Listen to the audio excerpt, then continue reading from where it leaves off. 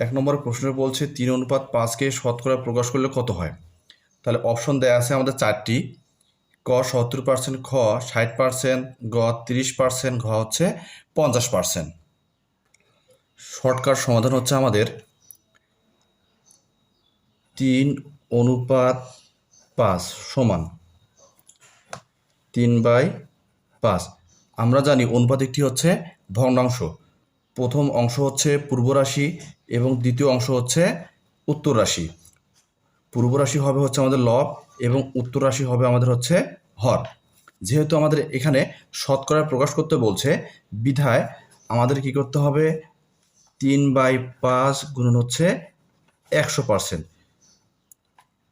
কোনো অঙ্ক যদি কখনো শতকরা প্রকাশ করতে বলা হয় তাহলে 100% দ্বারা গুণ করতে হয়।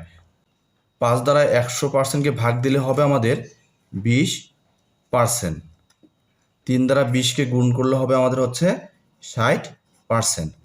1 নম্বরের প্রশ্নের উত্তর হচ্ছে আমাদের খ। এবারে আমরা 2 নম্বর প্রশ্নের সমাধান করব। 50-এর 10% কত?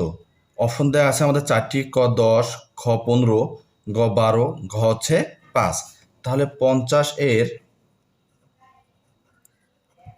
10%, 50-এর পার্সেন্ট উঠাই দিতে গেলে আমাদেরকে অবশ্যই 100 দ্বারা ভাগ করতে হবে। 50 দ্বারা 100কে ভাগ দিলে হবে আমাদের হচ্ছে 2। 2 দ্বারা 10কে ভাগ দিলে হবে আমাদের হচ্ছে 5,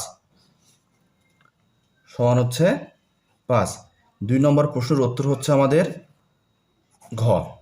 ঘ এর হচ্ছে 5।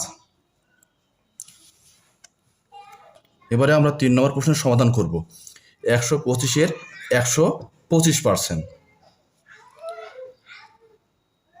125-এর 125%।